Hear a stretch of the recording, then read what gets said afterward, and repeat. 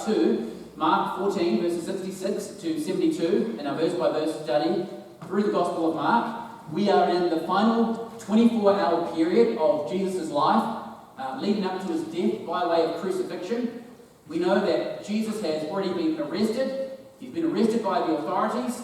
He's been tried by the religious Jewish leaders, and the religious Jewish leaders have found him to be worthy of the death penalty. Now, in the very early morning, the very early hours of the morning, while an unjust court hearing is taking place, Jesus standing before the corrupt religious Jewish leaders, well, something even more devastating is taking place outside of this court hearing in the courtyard. One of the closest followers of Jesus is there actively denying to have any connection with or any association with Jesus. Of course, it's one thing for those who hate Jesus and those who have never followed Jesus to be treating Jesus in such an unjust, unworthy manner. But it is a much different thing when the very one whom Jesus has brought in so close is doing the very same thing outside. Of course, this is not the very first time that we've seen one of Jesus' followers turn their backs on him. Within this very chapter that we've been going through, Mark chapter 14, we've seen earlier the betrayal of Jesus from a man by the name of Judas. But you see, there's a very big difference between Judas and Peter. Although Judas followed Jesus, we know that Judas was a false convert. There's nothing in Scripture that indicates that Judas's heart was ever turned toward the Lord. There's nothing in Scripture that ever indicates in any kind of way that Judas had a love for the Lord. Instead, Judas was a thief. Judas was a fraud. Judas carefully concealed his hypocrisy from the public eye, and we know from Scripture that Judas's future was doomed. Peter, on the other hand, he was different than Judas. Peter was brought into Jesus' inner circle, and Peter experienced things that many of the other disciples did not experience. Scripture reveals that Peter had a deep love for Jesus. Scripture reveals that Peter was a committed follower of Jesus. Scripture reveals that God the Father revealed special revelation to Peter about Jesus. That's what makes this account in today's passage that much more puzzling and that much more troubling to us. Now, I'm confident that most, if not all of us, are familiar with this account that we find ourselves in here today in today's passage. I'm sure most of us are familiar with Peter denying Jesus 3 times. But I think there can sometimes be a wee bit of a disconnect in our thinking. I think there can be a disconnect in our thinking when it comes to the possibility of this kind of thing ever happening to us. I mean, let's be honest for a moment. When we read the account that we see here of Peter denying Jesus 3 times, have we ever thought to ourselves, I would never do that. I can see it looks terrible in the life of Peter, but I would never do that. That would never be true of me. I'm not going to ask for a raise of hands, a show of hands really, but have we not thought that at least once when we've read this passage? But I think that what we can sometimes miss is that Peter's denial of Jesus, it wasn't theological. It wasn't a theological denial of Jesus. Peter wasn't being asked whether or not Jesus is the Son of God. Peter is not being asked about whether or not Jesus is the only way to heaven. Peter is not being asked about whether or not justification is by faith in Christ alone. The nature of Peter's denial wasn't theological, it was interpersonal. The questions that Peter is faced with, it has to do with his personal association with Jesus. And due to the environment which was hostile towards Jesus, Peter fearfully shrank back, and he was not forthcoming in communicating his true commitment as being a follower of Jesus. Now, as we think about the account of Peter's denial in this way, I think it's clear to see that this temptation hits home far more than perhaps what any of us are even aware of. After all, we live in a culture which is hostile to Christ. And although we may not be always confronted with the temptation to deny Jesus theologically, I mean, when was the last time someone came up to you and said, do you believe Jesus is the Son of God? Probably not often. But how often are we faced with the temptation to deny Jesus, not by not being forthcoming in our own personal association with him? How often do we deny him in situations where we should say something, but we don't? This is what makes today's passage so important for us to understand, lest we mistakenly find ourselves doing the very same thing, like Peter, perhaps without even knowing it. Well, by way of an outline of today's passage, we're going to look at, first of all, number one, Peter's foolish self-confidence. This is going to be somewhat of a survey of events leading up to this point in time. Secondly, verses 66 to 71, we're going to see Peter's fearful self-preservation. And thirdly, verse 72, we're going to see Peter's frightful self-realization. His foolish self-confidence, his fearful self-preservation, his frightful self-realization. And so let's begin, first of all, considering Peter's foolish self-confidence. Now, although this part of the study is not coming directly from our text here this morning, it does come from previous texts and previous passages leading up to today. And I think the reason that it's important for us to do a little review at this point is because we want to try to better understand how is it that things could have ever got to this point. How is it that a follower of Jesus Christ, one who loves Jesus, one who is committed to Jesus, would deny him, not unintentionally, but in a premeditative sense? How could it happen? What could possibly cause a follower of Jesus to deny any kind of association with Jesus? Well, it was overconfidence and it was pride. Overconfidence and pride on the part of Peter, and this overconfidence and pride was manifested in 5 different ways. The first way it was manifested was that, firstly, Peter boasted too much. Early hours earlier, as they ate the Passover meal together, Jesus, this is what he said to Peter. In Luke chapter 22, verses 31 to 32, Jesus says to Peter, "Simon, Simon, indeed, Satan has asked for you that he may sift you as wheat, but I have prayed for you that your faith should not fail, and when you have returned to me, strengthen your brethren." Now, friends, after hearing such a sobering announcement, after receiving something that's so pointed at yourself, something like this, especially from Jesus himself, you would think that it would cause the person to stop in their tracks and go, "Whoa, hang on a minute. I need some time out here. I need to do some careful self-reflection." You would think that it would cause a person to have a bit of self-doubt and to perhaps humbly ask the question, "Am I really as spiritually strong as what I think I am?" But how does Peter respond to Jesus' prediction? Well, he says in Luke 22:33, "Lord, I am ready to go with you both to prison and to death." Completely blinded by his prideful self-confidence, Peter could not accept the fact that he could ever waver in his commitment to Christ. And then after the Passover meal, on their walk on the way to the Garden of Gethsemane, well, what does Jesus do? We know that he repeats a similar warning.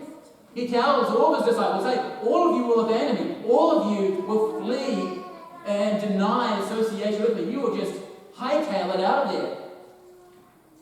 Well, Peter to this responded with a smug confidence. In Mark chapter 14, verse 29, he says, "Even if all are made to stumble, yet I will not be."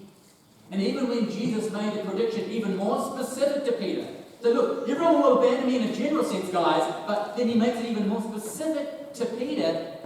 Well, Peter responds by saying, "If I have to die with you, I will not deny you." Peter was blinded by his own self-reliance, which caused him to stubbornly reject any possibility of ever showing any kind of disloyalty to Jesus. But you see, Peter not only boasted too much, that's number one, he also listened too poorly.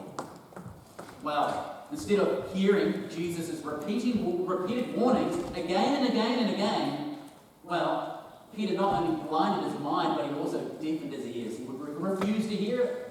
Even when Jesus singled Peter out in his prediction in Mark chapter 14, verse 30, saying Peter would deny him 3 times before the rooster crowed twice that very day, what did Peter do?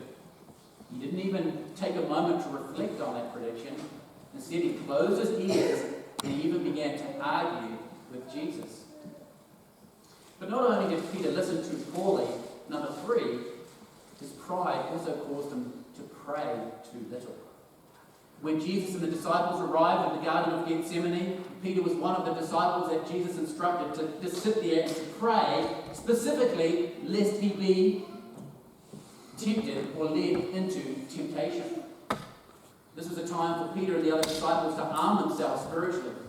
This was a time for Peter and the other disciples to prepare for the horrific events that were about to take place, yet Peter lost sight, lost the personal struggle in that dark garden that evening, because instead of calling out for heaven's help in that time of weakness, Peter confidently slept. So that when the temptation of the battle arose, Peter was woefully unprepared. But not only did Peter pray too little, number 3, number 4, Peter acted too fast. When the disciples were awoken by the sounds of soldiers and they watched the horror of one of their own, Judas, betraying Jesus with a kiss, overzealous Peter pulls out his sword and against a crowd that would have been humanly impossible for him to defeat. And instead of taking heed of Jesus' previous sobering warnings, instead he waited. Instead of waiting there for instruction from the Lord, Peter lashed out and he reacted to his flesh.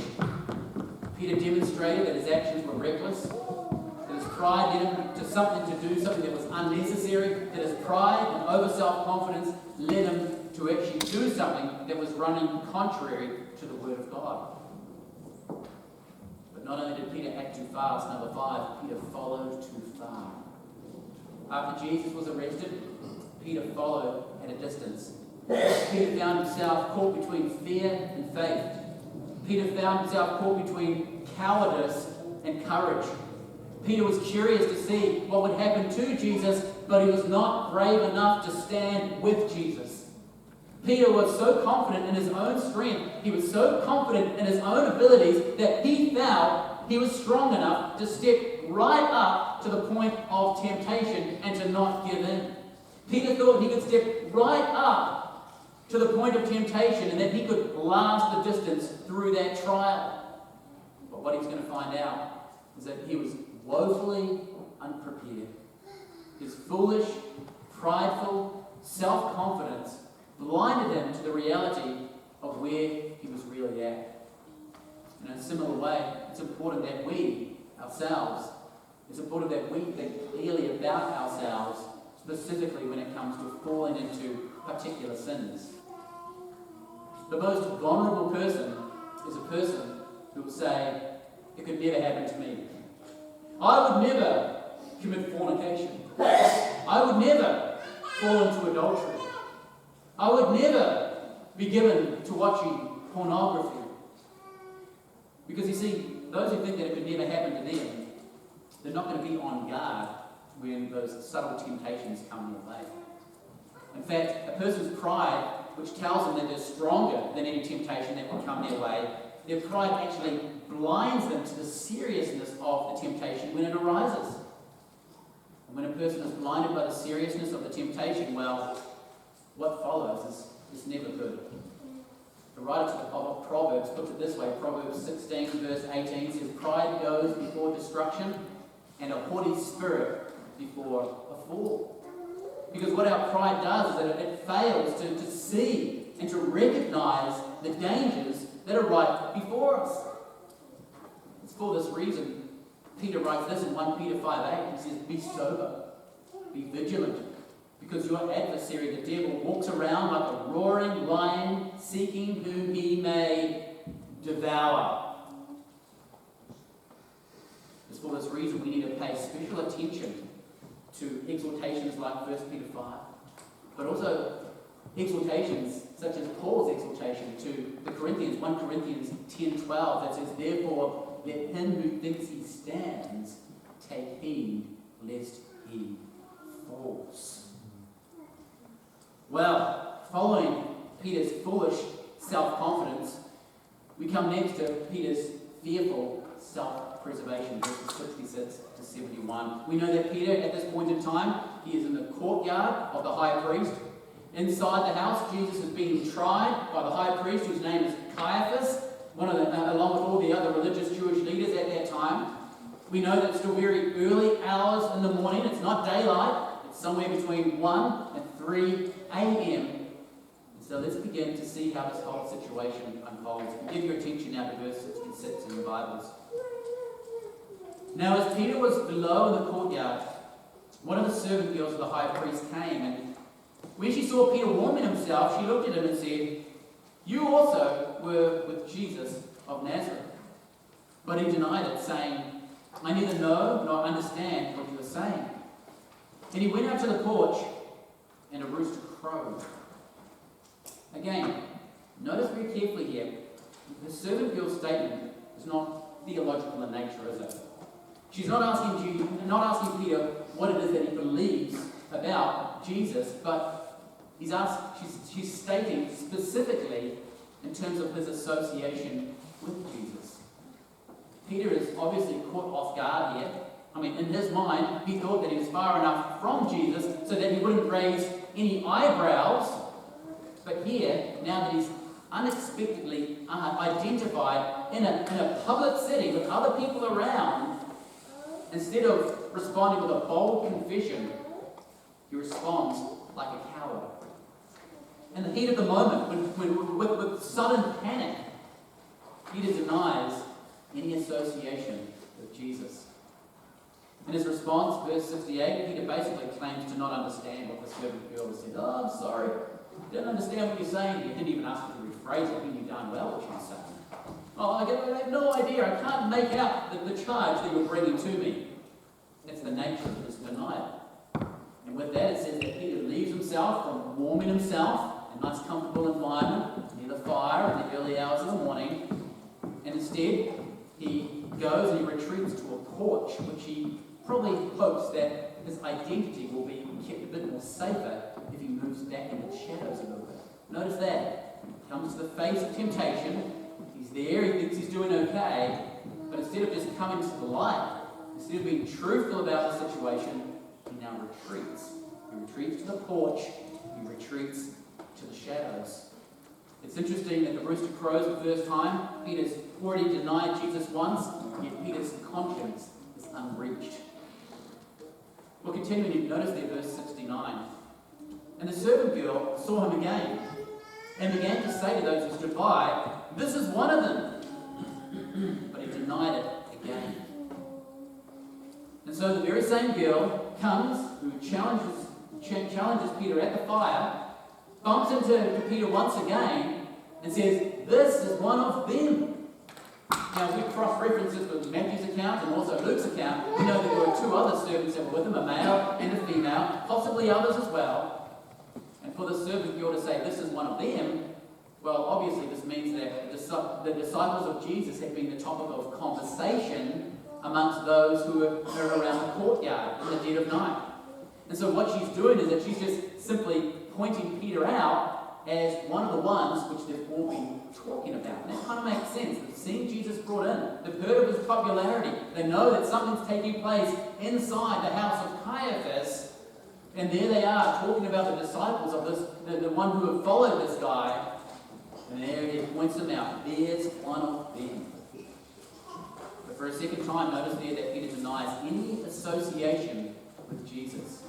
In fact, the Greek wording here, it goes even beyond just a single denial. The Greek wording indicates that it would have been repeated expressions of denial coming from Peter's mouth at that time. Peter wouldn't just say it once, but he would repeatedly say it again and again to those who were around him. Now, if his denial of Jesus only happened once, maybe there could have been the reason or the excuse that, hey, you know what? He's just caught off guard. And after all, we're all human, aren't we? We know what it feels like to be caught off guard and we say something that we didn't really intend to say, and in hindsight we go, oh gosh, if that ever happened again, I would say things differently. I would use my words to glorify God more than shrink back from the situation. You think that during that time he would have had some sort of excuse that he could give, some sort of reason to say, look, I was unprepared to answer in the way that I ought to.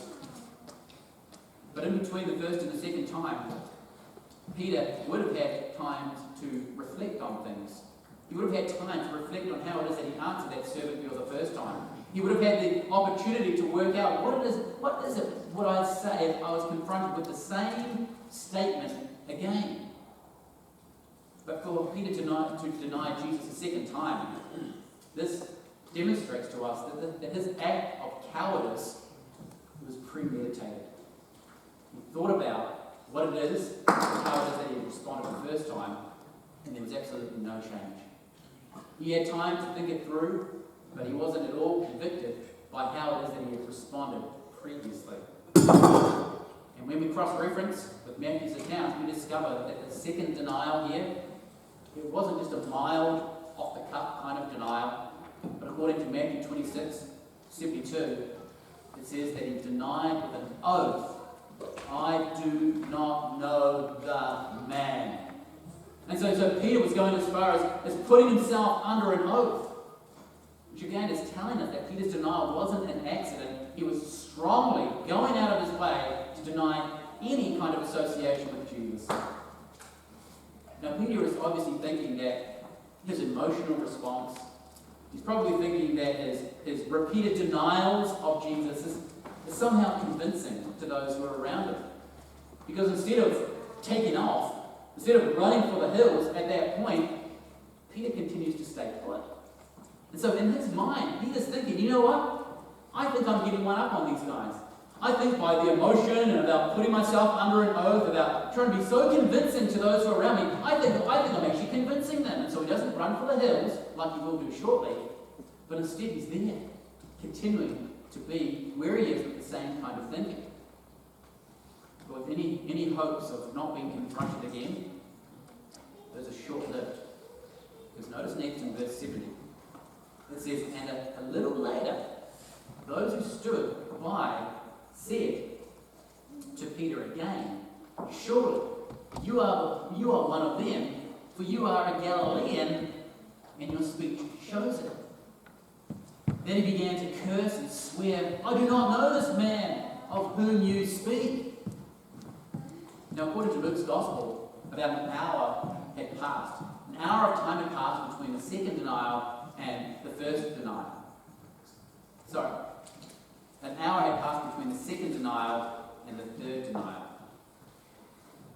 And as we see here, it wasn't long before Peter is confronted yet a third time, this time by a group of bystanders.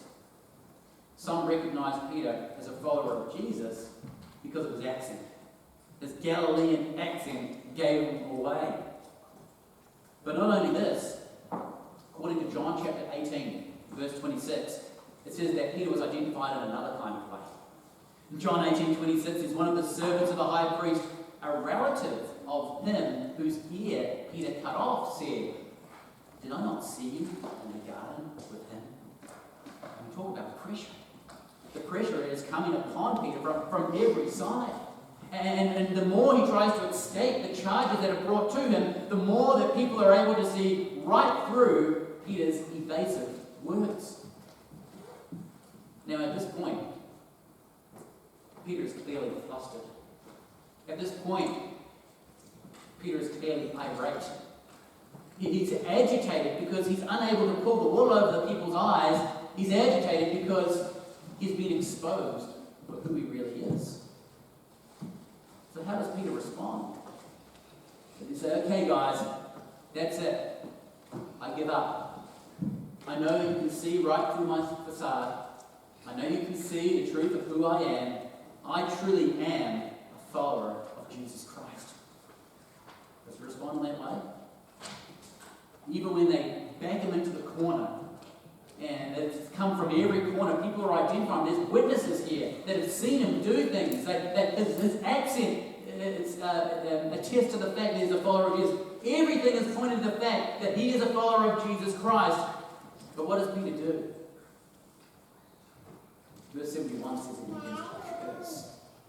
Now this doesn't mean that he starts using a bit of sailor talk. He's not using foul language. Instead, to curse means that he started to call down a curse of God upon himself if he wasn't telling the truth.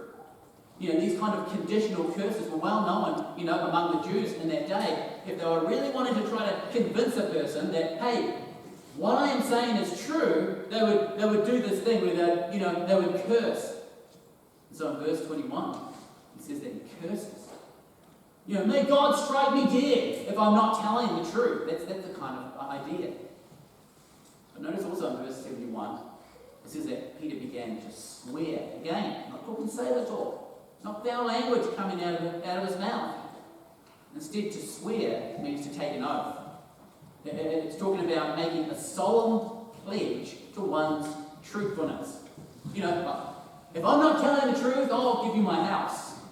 If I'm not telling you the truth, I'll give you my car or whatever it might be.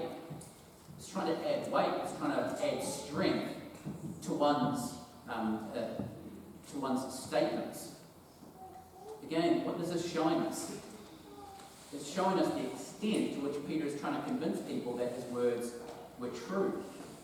This is not some kind of accident on Peter's part.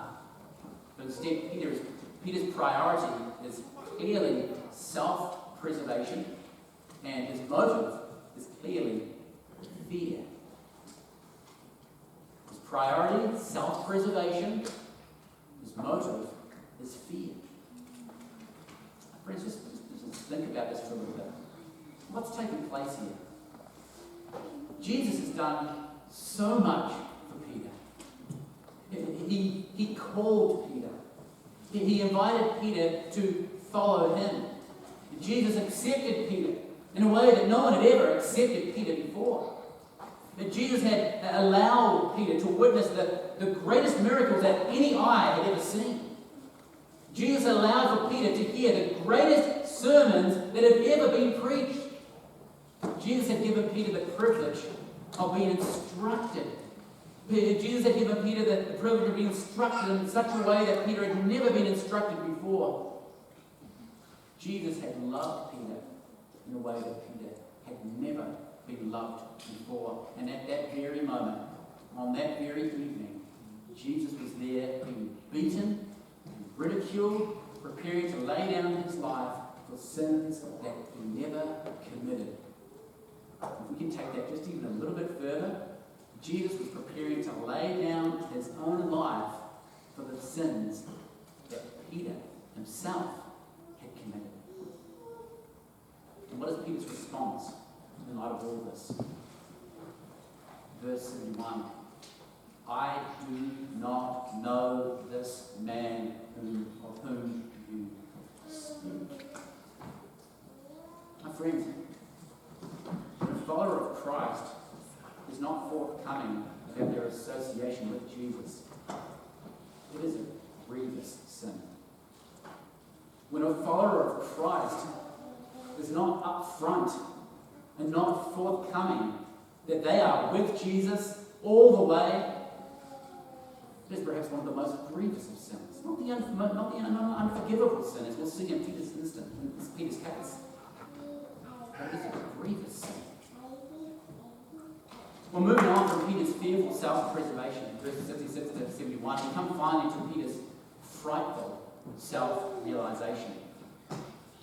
At that very moment, where he's cursing, where he's swearing that he does not have any association with Jesus, verse 72 says, the second time the rooster crowed. Can you picture it? Right at the point where he is there, irate, frustrated, doing everything that he can to try to convince the crowd that he is not with Jesus, there's something that causes him to stop dead in his tracks. Because at that very time, the rooster that crows It opens up Peter's eyes to the truth about himself. And what Peter's eyes are opened up to, it's not good.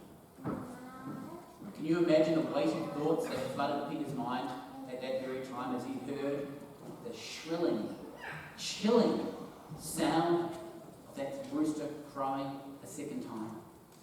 It wasn't just the rooster. They said, oh wow, the rooster must have been a sanctifying influence in Peter's life. No, it had nothing to do with the rooster. He heard the rooster the first time and he was blinded to it. But at that particular point in time, for God's own choosing, that rooster brought to Peter's attention the weight and seriousness of his own sin. I wonder what Peter was thinking at that point in time. What were those heavy, weighty thoughts that were flooding in his mind? I don't know this man. I'm swearing, I'm taking an oath. The rooster crows, and then all of a sudden, what have I done? What have I done to the one who has been beaten and ridiculed for sins that are not his own, but my own sin?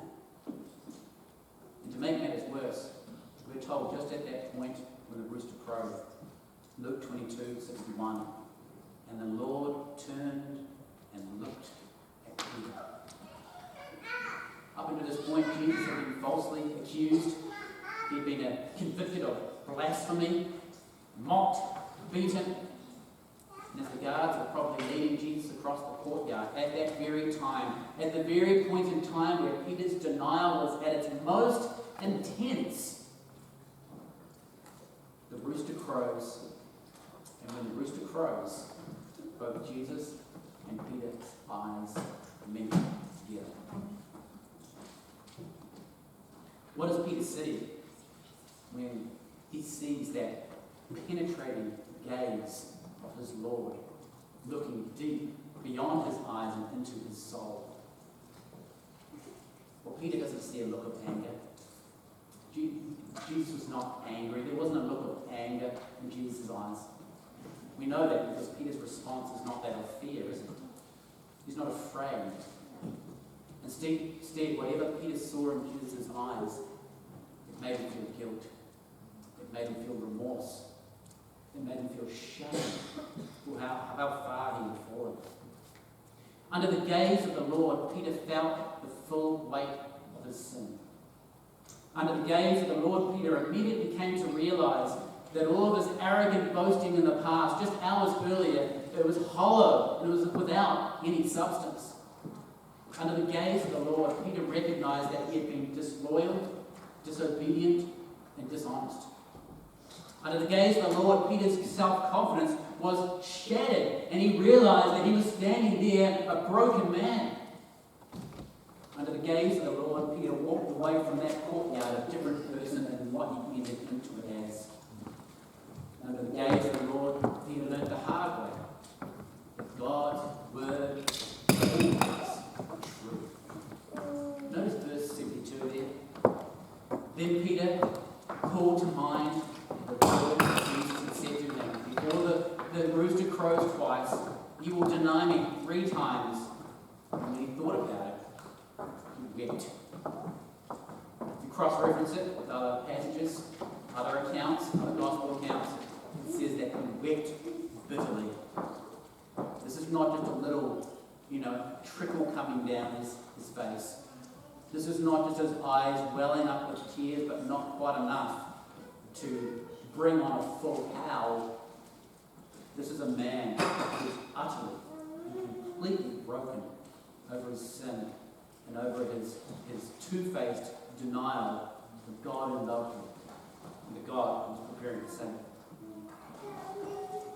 Now, taking a step back, I think it would be helpful for us just to take a moment here to identify the specific problem that is identified here in this passage. This specific issue that we see identified here in this passage. And I think it's good for us just to identify, what is it? We say, Peter denied Jesus. Well, it's true in a broad sense, but I want to talk specifically here. What's the specific issue that we see here in this passage today? Here it is. Peter sought to blend into a culture that was hostile towards Christ, rather than standing distinctively as a follower of Christ. I'll say that again. Peter sought to blend into a culture that was hostile towards Christ, rather than standing distinctively as a follower of Christ. Peter knew that if he stood distinctively as a follower of Christ, that it would come at a personal cost to himself. Peter knew that if he stood distinctively as a follower of Christ, those around him would think differently about him. Peter knew that if he stood distinctively as a follower of Christ, that he wouldn't fit in with those who were around him. Peter knew that if he stood distinctively as a follower of Christ, that he wouldn't become more popular in the culture's eyes around him, but he would become less popular. And at that specific time, the favour of man was more important to Peter than the favour of Christ. At that specific point in time, the acceptance of man was more important to Peter than the acceptance of Christ. At that specific point in time, the culture was influencing Peter rather than Peter having an influence on the culture. Friends, this is what we see taking place in today's passage.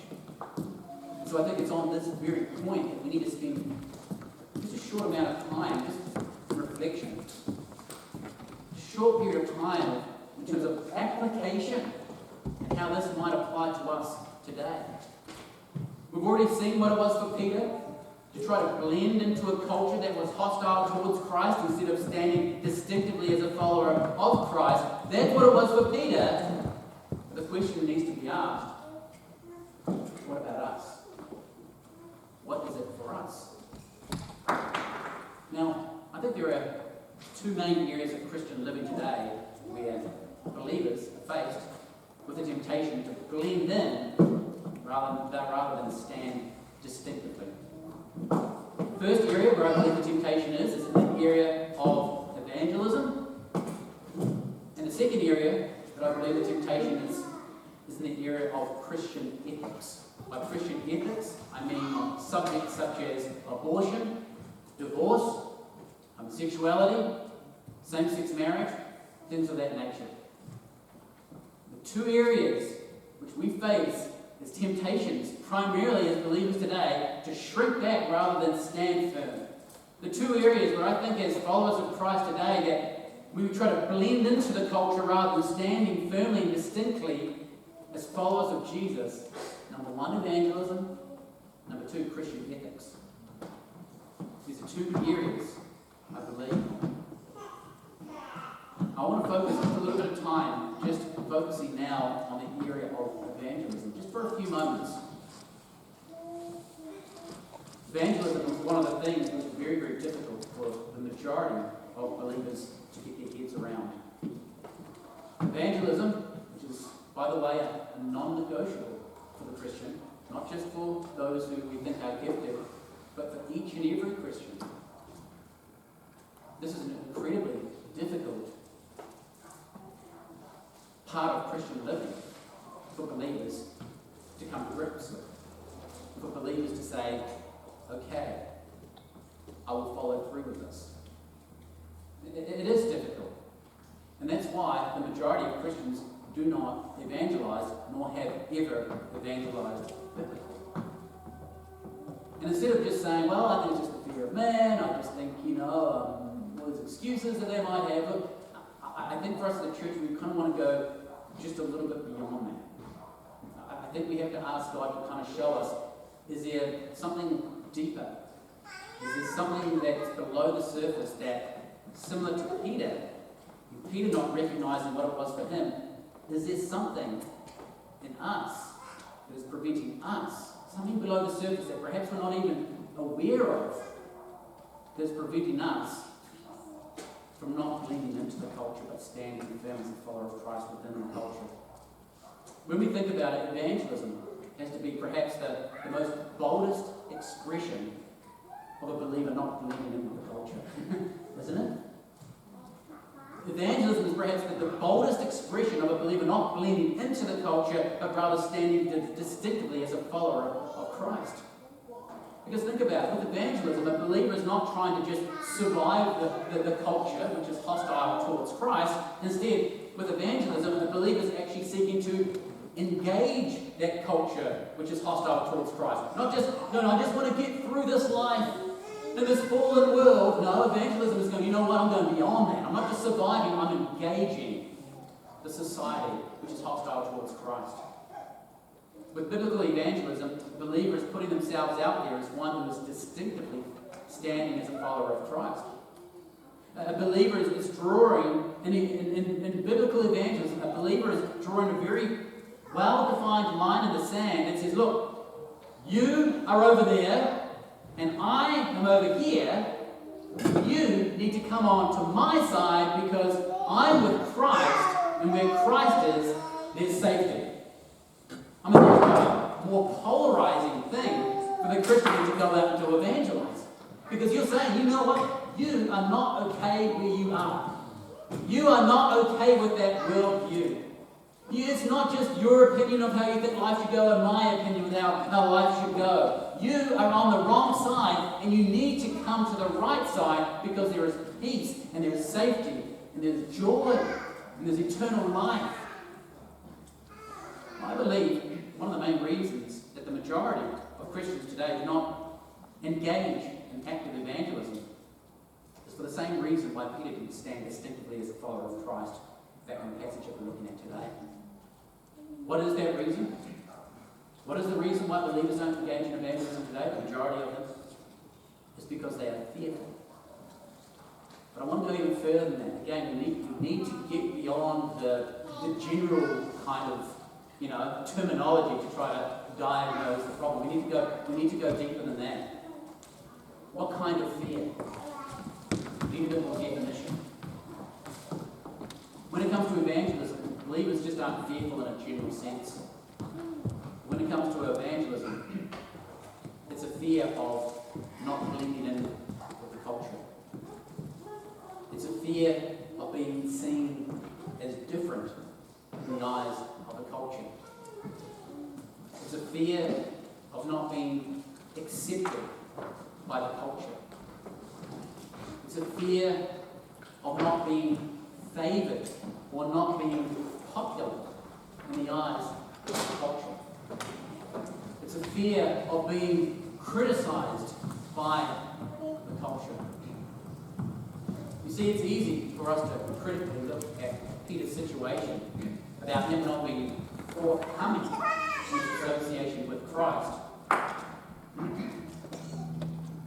But for those who are yet to take up the many opportunities to be trained in evangelism and to engage in evangelism, are we not facing similar temptations of what Peter faced back then? Sure, we can put up the many excuses. We can try to convince ourselves and others around us that it's not our gifting, that we just don't have enough time, or that we have other priorities that we need to tend to. Similar to Peter, could it be that we're blinded to the real reason that is in fact holding us back from actively being trained and engaging in evangelism? You see, standing distinctively as a follower of Jesus, it's not something that we are just born with. No person is born by just being instantly a distinctive follower of Jesus. It is not the default position for us as human beings. It's not like we become a believer and automatically there we are. But instead, following our conversion, standing distinctively and strongly for Christ, it's something that we must learn. It's a process, a sanctifying process, may I add, that we must grow through. And the reality is that most Christians today refuse to engage in growing through that sanctifying process, that weight, that burden of of learning to be distinct from the culture that is hostile towards Christ. Most don't even want to go down that track. See, it's not something that we're going to learn by coming to church. Learning to stand distinctly for Christ is not something that we're going to be learned by hanging out in Christian circles and communicating with other Christians of what it is that we would say if we ever came face to face with someone who was anti-Jesus. We're not going to learn what it takes to stand distinctively for Christ if we are only showing the expression of our faith in Christian circles. The only way that we can learn to stand distinctively as a follower of Christ is when we come into direct contact with a culture that is hostile towards Christ, and we make a bold confession and say, yes, I am one of those. Friends, we might be thinking of the passage today and thinking to ourselves, you know what? I've not verbally denied Jesus. But are we not denying him by keeping our mouths shut when it is that we have something that we could and should say? Are we not denying Jesus when Jesus himself said to his disciples and all who would follow him to go into all the world, to preach the gospel, to make disciples, to baptize them in the name of the Father, the Son, the Holy Spirit, teaching them to observe all things that I have commanded you to teach them? Are we not denying Jesus, or not what it is that we, but by holding back?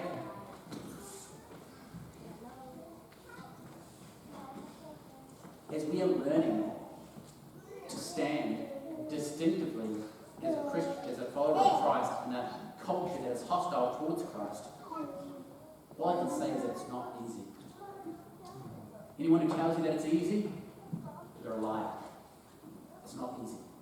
The process that if you want to get to the other side, if you want to engage in the sanctifying process, it will not be an easy process. It is far easier to hang out in Christian circles, to only really express your faith fully, to speak about your faith among those who are very sympathetic to the cause. It's a lot easier for that. But when you're trying to engage the culture with a distinction of being a follower of Christ, it's not easy. At first, it is very unpleasant. At first, everything inside you will want to feel like, hey, I want to retreat to a place that is more comfortable, an environment which is more accepting. Because you see, doing the right thing is not always going to be doing the easiest thing. It's just not that way. What does Peter say? He says it to me, all who desire to live godly in Christ Jesus will suffer what? Persecution. If we want to learn to stand distinctively as a follower of Christ, then the only way that it's going to happen is if we put ourselves into an environment where that can actually take place. And friends, evangelism is one of those environments. Evangelism is perhaps one of the boldest, environments where that can actually take place. Knowing that as we do, we're not always going to receive favour from our culture, but we will receive favour from God. When it comes down to it, we need to be asking ourselves, whose favour am I looking for? Whose acceptance am I looking for? Who am I seeking to please?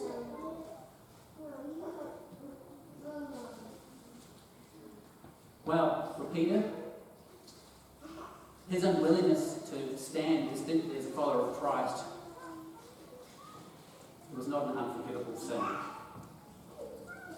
Just like in a similar manner, if we're finding ourselves that perhaps being hamstrung or not being forthcoming in our own works, whether it be in evangelism, whether it be very clear in areas of Christian ethics, if that's us, we can know that it's not an unforgivable sin. It wasn't for Peter. Because after Jesus' resurrection, Jesus restored Peter. And not only did he restore Peter, but he commissioned Peter for work. You see, God just doesn't put people on the shelf if there is a heart to repent, a heart to acknowledge the wrong and to continue on. Peter wept bitterly. He fled from the scene and he never saw Jesus Christ again until after he rose again from the dead. And because his heart had changed, Jesus restored him. He commissioned him for the work that he had for him. Isn't that exciting to think about? If we can push through that awkward, sanctifying part that each one of us as believers ought to be going through, learning how to live stand distinctively as a follower of Christ, if we can push through that, as difficult as it might be, God has lots of stuff that he wants us to do. A lot of times we're sort of sitting here, we're going to go, I just want to be used more by God. Yet at the same time, we haven't pushed through that sanctifying work that God has to do in our lives to stand distinctly. If we can, if we're remorseful for the way that we haven't in the past, God can commission us for many more great and wonderful things.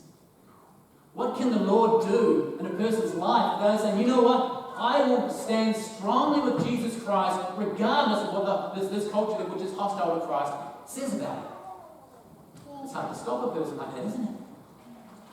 In a similar way, we see here that Peter's unwillingness to stand distinctly as a follower of Christ is not an unforgivable sin. Jesus restores Peter. The account is found in John 21, verses 15 to 17. And so when they had eaten breakfast, Jesus said to Simon Peter, Simon, son of Jonah, do you love me more than these?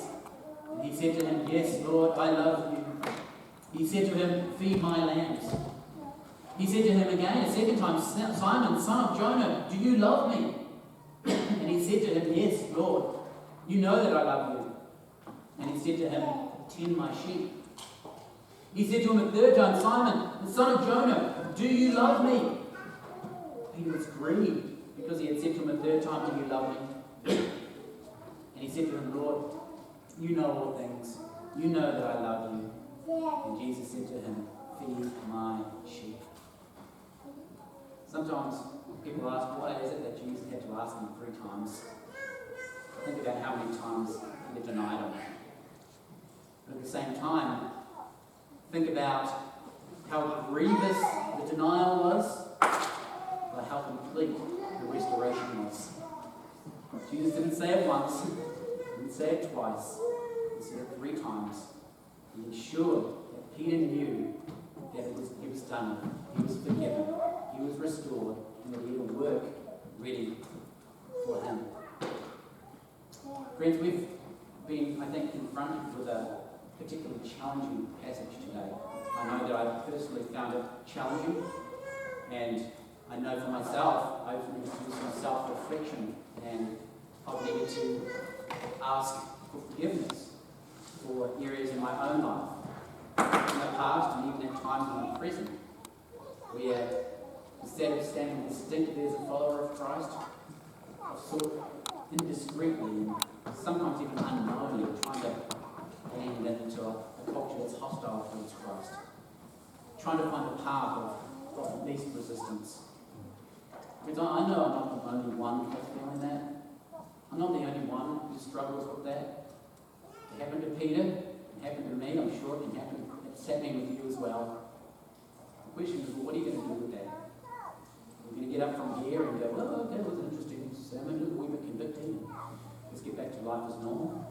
Or are we going to start to think about how it is that we can make changes so we can press through that area of sanctification that's necessary for each and every life, each and every believer. Before the end comes up to lead us in the Lord's Supper, let's just take a moment to bring these things before the Lord in prayer.